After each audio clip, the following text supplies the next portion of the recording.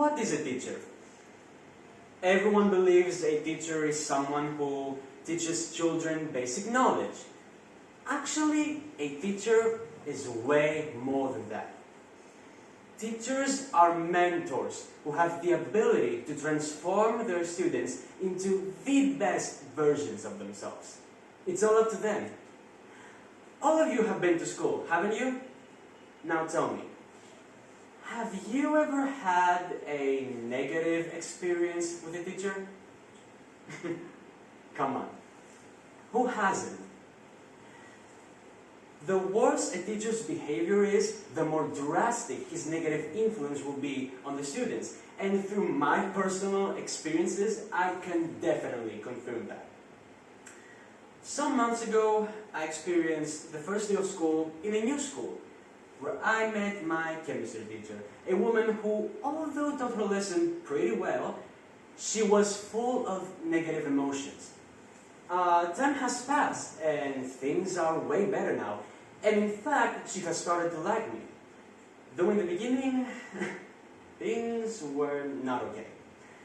We once talked about it, and astonished me when she said that she had a strict behavior towards me because I was new and she hadn't gotten used to me. Though her behavior made chemistry really unpleasant as a subject for me. I remember myself feeling so anxious and insecure during her lesson. Her attitude made me think, is this woman now considered an educator? A teacher has a lot of power, so a teacher should take advantage of it positively in order for the students to have the best experiences.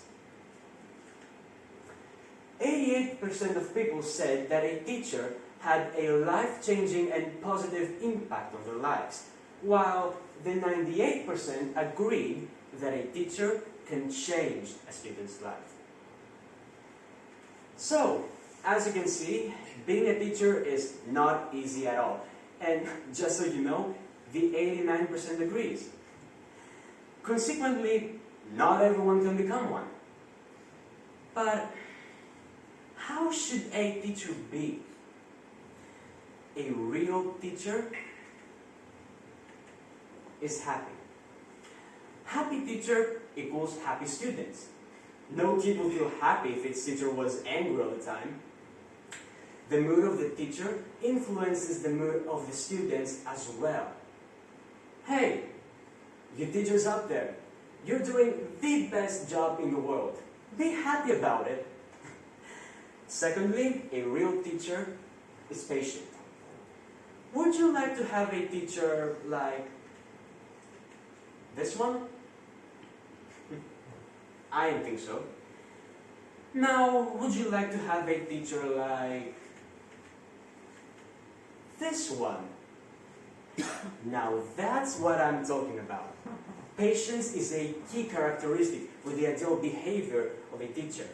Not all kids have the same IQ. There are some who need more help, and teachers should treat them all with patience and care. At school, there should be equity, not equality. Now, let me explain a little thing called the Pygmalion effect. Most of you may never have heard about it.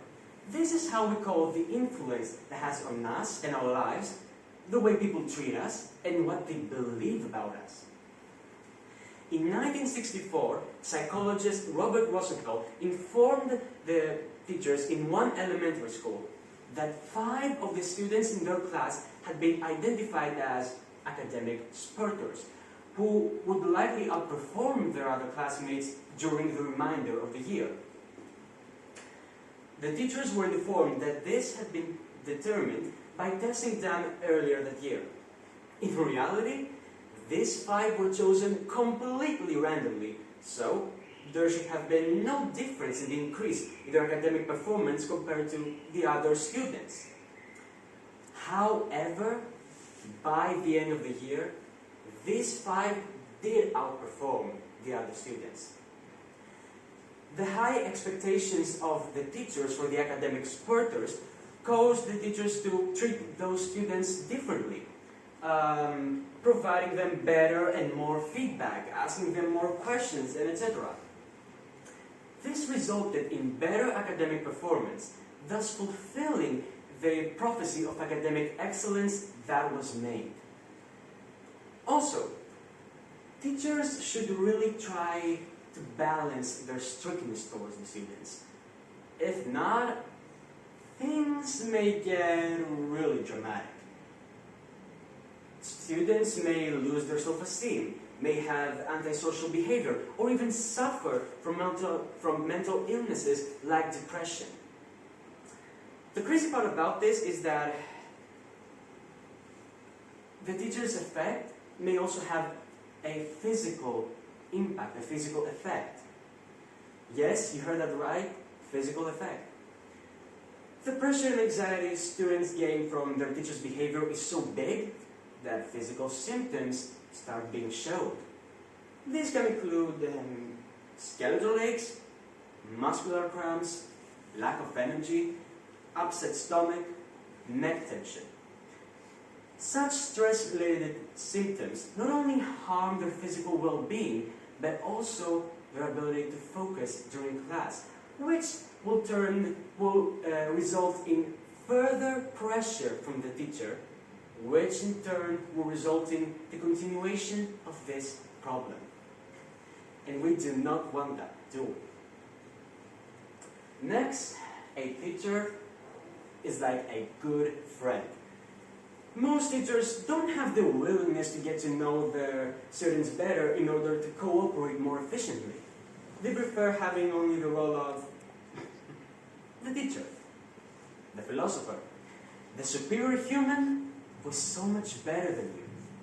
However, as I said before, teachers are mentors, and a mentor has to know his students so he can guide them to the path of knowledge so as to be successful. Also, by learning the characters, it would be easier for the students to love their teacher and ask for their help if they have a problem. Consequently, they will have a healthy, trusting relationship. Something really uncommon, unfortunately. Next, a teacher is creative. Teachers should really try upgrading the teaching skills and make their lesson as fun and amusing as possible, so as the children can enjoy it. That means creativity. Virtual games, contests, plays, concerts, all of these techniques really transform school routine into something fresh and modern. Kids get really bored with old-fashioned teachers because it's 2020, not 1956. Things have changed. Lastly, a real teacher loves. The biggest and most important of all.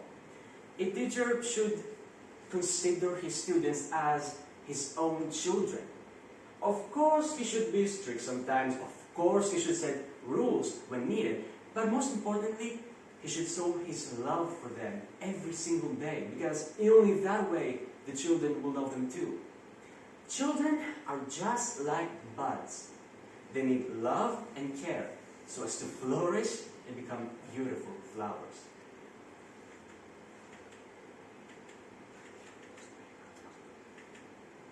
A good teacher is like a candle.